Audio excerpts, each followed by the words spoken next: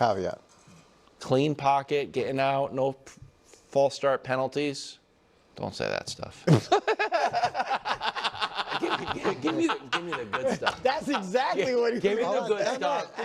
And he didn't say clean pocket. He was saying clean operation. Clean operation, no pre-snap penalties. It's so funny that you said that because I was going to start with, I don't think that can be the only thing it's gauged on. Yeah. Because he's not a rookie. The fact that he had a whole year of pro football, typically in this first game. Now, and this also isn't the first preseason game. So he's had the extra week of practice, which to me, great. No problem with doing that because you want to have the most impressive debut as you can have.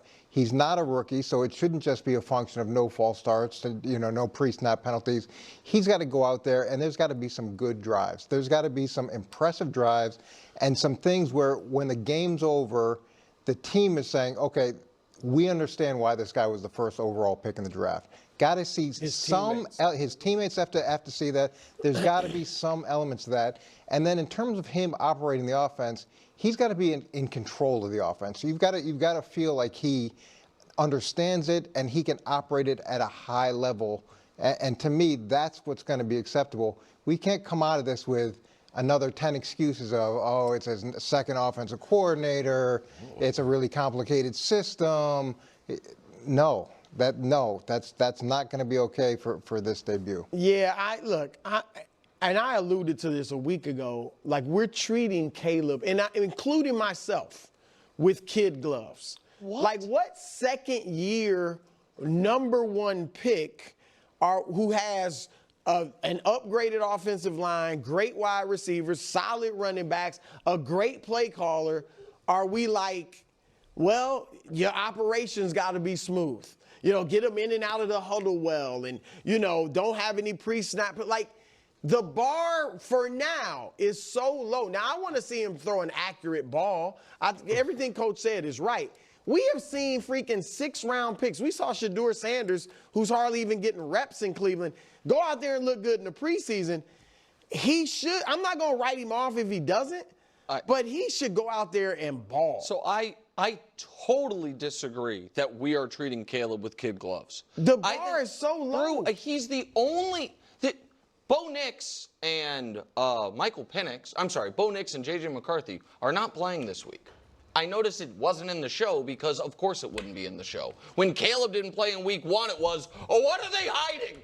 What are the Bears not want us to know? Though. No, that's not just out of the blue. But again, what have been the reports on J.J. McCarthy? They haven't been glowing. Nobody cares.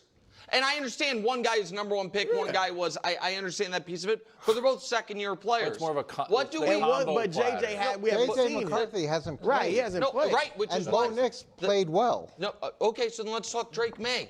Like there is, and again, I'm not picking on anybody. But the idea that Caleb is getting a kid glove treatment, when in my eyes, he's getting the exact opposite.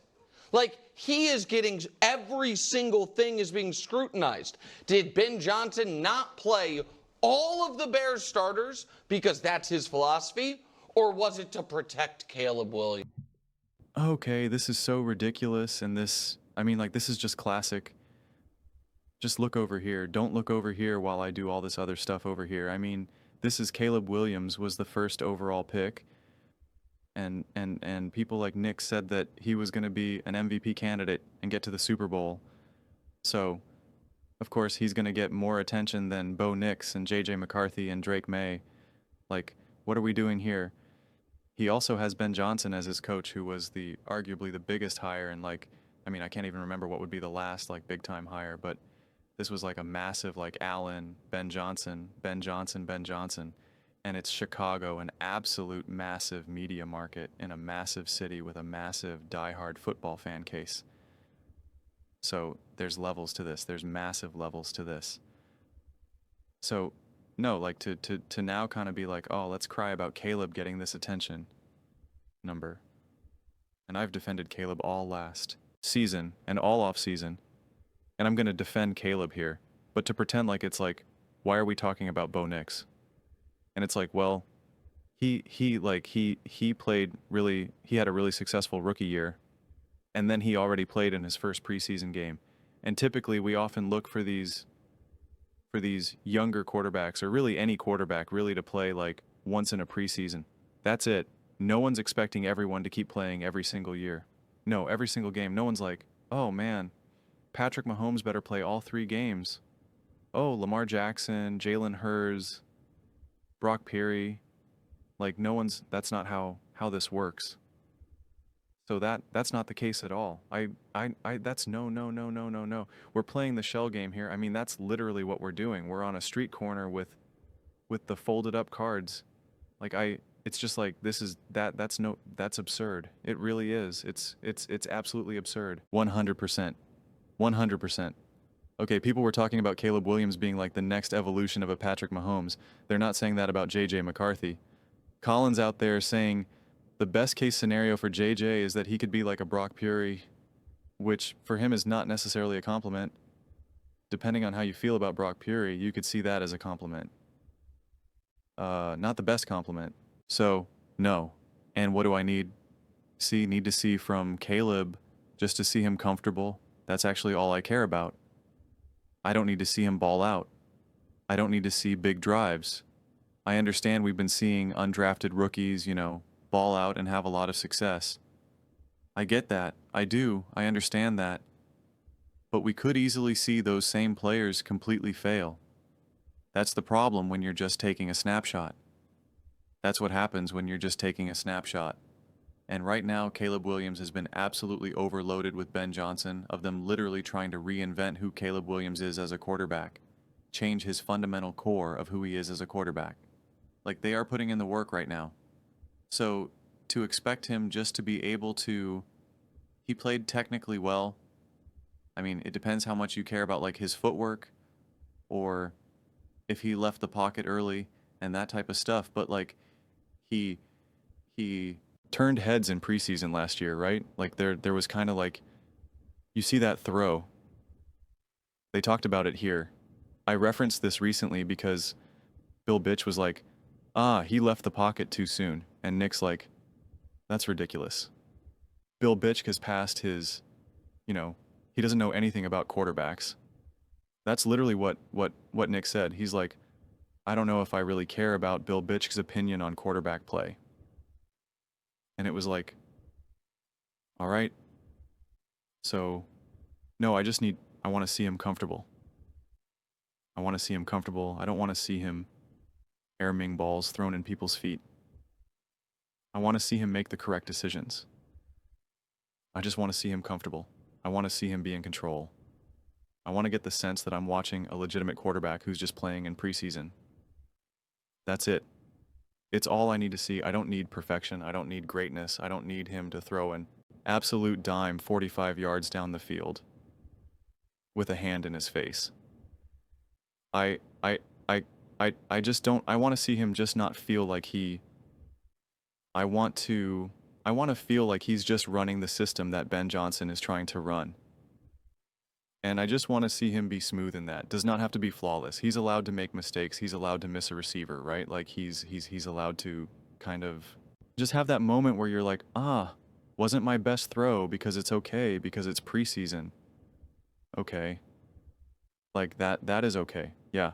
If you see things like false starts, and you start seeing things like, other pre-snap penalties and whatnot, or seems like he's late to getting the play, just any of that other type stuff, then yeah, you're like, this is kind of stuff that we heard was happening during camp. But yeah, I don't think we have to overthink this too much, honestly. I really don't.